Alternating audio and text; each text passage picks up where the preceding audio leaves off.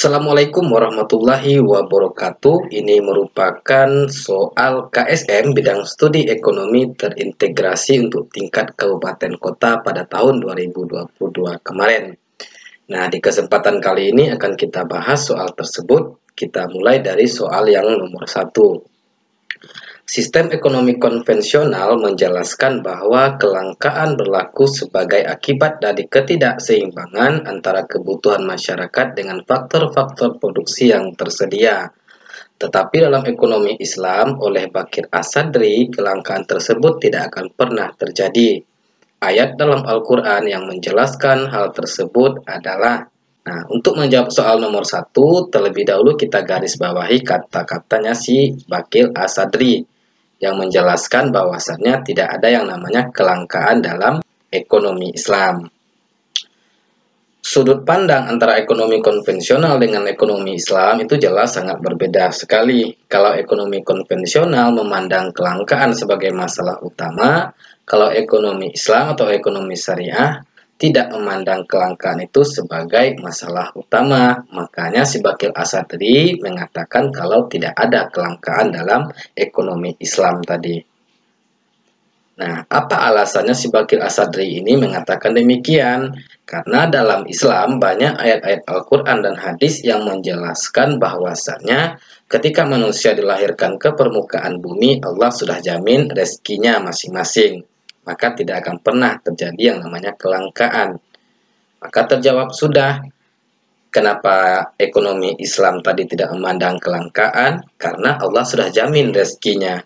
Maka sudah bisa kita jawab untuk soal nomor 1. Silahkan dicari mana ayat Al-Quran yang ada kata-kata rezekinya. Nah, opsi jawaban yang mengandung kata rezeki itu ada pada opsi jawaban A dan opsi jawaban D. Di opsi jawaban A itu adalah rizqalakum, artinya rezeki untuk kamu. Sedangkan yang di D itu adalah rizki, artinya rezeki. Nah, yang A itu merupakan surat Ibrahim ayat 32 yang menjelaskan bahwasannya Allah menjamin rezeki setiap hamba-hambanya. Nah, sedangkan yang di B ini merupakan surat Al-Baqarah ayat 267. Ayat ini menjelaskan tentang perintah untuk menafkahkan sebagian harta. Ya ayyuhallazina amanu anfiku. Anfiku ini artinya infakkanlah. Hai orang-orang yang beriman, infakkanlah sebagian dari hartamu. Nah, yang C itu merupakan surat An-Nahl ayat 14. Yang C ini juga menjelaskan tentang rezeki, ada kata bara itu artinya laut. Nah, surat An-Nahl ini menjelaskan bahwasanya Allah sudah menaklukkan laut agar manusia bisa berlayar, kemudian bisa mencari rezeki. Yang D pun juga ada maknanya rezeki. Tetapi kenapa yang A menjadi jawaban yang paling tepat? Karena di A ini lebih lengkap, artinya lebih banyak menjelaskan tentang rezeki, baik itu rezeki yang ada di bumi, rezeki yang ada di langit, rezeki yang ada di laut, dan rezeki yang ada di sungai. Sementara yang C itu menjelaskan cuma ada di laut saja. Yang di D cuma menjelaskan adanya di darat saja. Maka kesimpulannya, ayat yang menjelaskan tentang tidak adanya kelangkaan dalam ekonomi Islam itu terdapat dalam surat Ibrahim ayat 32. Oke, kita lanjut ke soal yang nomor 2. Ekonomi digital merupakan bagian dari perbuatan muamalah dalam konsep ekonomi Islam. Bagi manusia yang mampu menguasai akan bisa menghasilkan uang yang banyak. Islam mengajarkan manusia untuk terus produktif, yang salah satunya adalah menghasilkan uang yang sebanyak-banyaknya.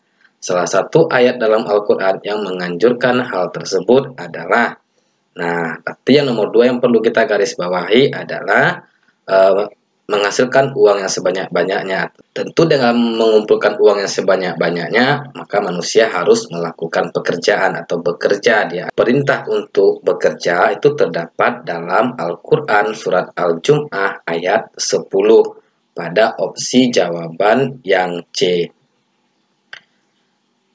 Fa'iza kudiyatis shalah, artinya ini setelah salat kamu tunaikan, maka bertebaranlah kamu di permukaan bumi. Nah, makna bertebaran itu perintah untuk kita mencari rezeki sesuai dengan perintah soal yang ada nomor 2.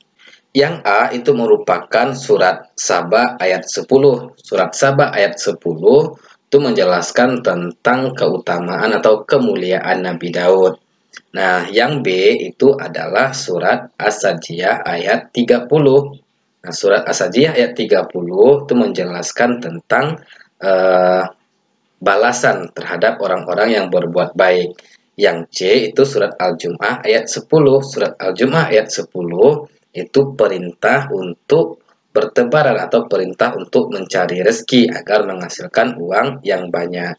Jadi dalam Islam untuk menghasilkan uang yang banyak, kita harus bekerja, bertebaran di permukaan bumi, bukan dengan cara menimbun uang seperti dalam ekonomi konvensional. Sedangkan yang D ini merupakan surat Saba ayat 11 lanjutan dari ayat yang ada pada opsi jawaban A, masih berkaitan dengan balasan terhadap orang-orang yang melakukan kebaikan. Kita ke soal yang nomor 3, perhatikan gambar surplus konsumen dan surplus produsen berikut.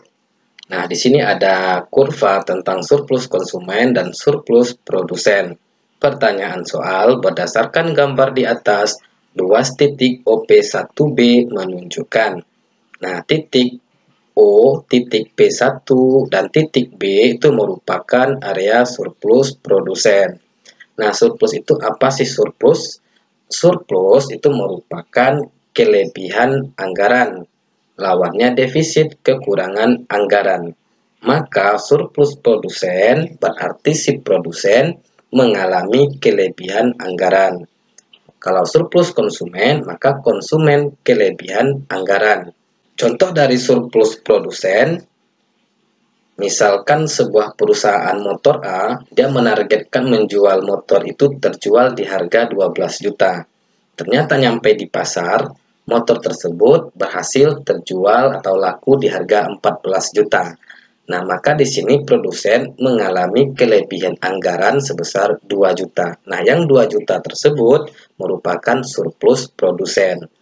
Nah, sedangkan untuk contoh surplus konsumen, misalkan kita konsumen mempunyai anggaran maksimal untuk membeli celana lebaran itu 500.000. Ternyata nyampe di pasar, harga celana itu cuma 250.000. Nah, maka kelebihan uang yang 250 itu merupakan surplus bagi konsumen. Nah, maka kita dapat artikan kalau surplus produsen untuk titik OP1B itu adalah jumlah yang diterima produsen lebih besar dari jumlah yang harus dikeluarkan dalam memproduksi barang atau jasa. Maka jawaban untuk soal nomor 3 adalah yang A. Karena yang soal nomor 3 itu area surplus produsen.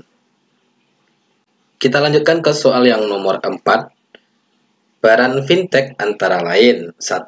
Menyediakan pasar bagi pelaku usaha, yang kedua menjadi alat bantu untuk pembayaran atau penyelesaian clearing, dan yang ketiga menyederhanakan rantai transaksi, yang keempat mitigasi risiko dari sistem pembayaran konvensional, dan yang kelima menekankan biaya operasional dan biaya modal.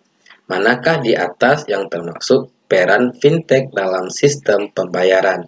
Nah, fintech ini adalah pembayaran keuangan yang dilakukan secara elektronik atau menggunakan teknologi. Contohnya itu misalkan seperti Shopee, Dana, ATM, itu merupakan produk-produk dari fintech. Nah, pertanyaan soal perannya itu apa fintech? Nah, kalau kita perhatikan untuk soal nomor 4, yang poin 5 menekankan biaya operasional dan biaya modal itu merupakan manfaat. Maka yang ada angka 5 itu jawabannya salah semuanya. Maka yang jawaban C, jawaban D juga salah. Kita perhatikan yang nomor 3 di sini menyederhanakan rantai transaksi itu juga manfaat. Sementara yang ditanyakan itu adalah peran. Maka yang ada angka 3 jawabannya salah. Maka kalau kita ambil yang angka 3 tadi, segala angka 3 itu salah. Maka tinggal jawaban yang B1, 2, dan 4. Jadi peran fintech ini ditunjukkan oleh poin 1, 2, dan 4. Oke, kita lanjutkan ke soal yang nomor 5. Konsep absolute advantage theory oleh Adam Smith adalah, nah, absolute advantage theory itu nama lain dari teori keunggulan mutlak, sebuah teori yang berlaku dalam perdagangan internasional. Jadi dalam perdagangan internasional itu ada dua teori yang menjelaskan tentang perdagangan internasional. Yang pertama itu ada teori absolute advantage theory atau teori keunggulan mutlak yang dikemukakan oleh Adam Smith. Yang kedua ada teori komparatif. Teori komparatif itu dikemukakan oleh David Ricardo. Dalam teori keunggulan mutlak atau teori absolute advantage ini menjelaskan bahwasannya suatu negara memiliki kemampuan untuk menghasilkan jenis barang tertentu dibandingkan dengan negara lain. Kita cek opsi jawaban yang A. Kemampuan suatu negara untuk menghasilkan jenis barang tertentu dengan biaya yang lebih murah daripada negara lain karena perbedaan efisiensi. Nah, ini merupakan pengertian dari konsep absolute advantage theory atau teori keunggulan mutlak. Yang B, kemampuan suatu negara untuk menghasilkan jenis barang lain. Nah, di sini salahnya adalah bukan barang lain, tapi barang tertentu. Yang C, keinginan negara untuk menghasilkan. Nah, ini juga salah, bukan keinginan, ini juga D, salah keinginan. Nah, jadi teori absolute advantage ini merupakan kemampuan suatu negara untuk menghasilkan jenis barang tertentu dengan biaya yang lebih murah daripada negara lain karena perbedaan efisiensi. Jadi maksudnya suatu negara itu memiliki keunggulan yang mutlak daripada negara lain dalam memproduksi suatu barang.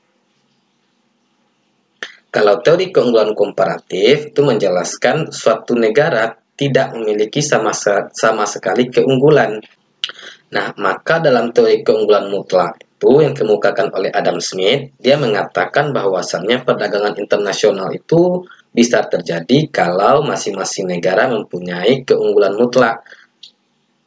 Nah, contoh misalkan Indonesia dia unggulnya di beras, Malaysia unggulnya di kain. Nah, maka itu baru bisa terjadi perdagangan internasional. Tujuannya agar masing-masing negara saling menguntungkan. Sedangkan teori komparatif itu menjelaskan bahwasannya suatu negara itu tidak memiliki keunggulan sama sekali. Artinya dalam jenis barang apapun dia tidak mempunyai keunggulan sama sekali. Tetapi kata si David Ricardo di teori komparatif ini, masing-masing negara tetap bisa melakukan perdagangan internasional. Oke, sampai nomor 5 dulu, kita lanjutkan pembahasan untuk soal nomor 6 dan seterusnya di lain waktu. Oke, saya sudahi dengan membacakan Assalamualaikum warahmatullahi wabarakatuh.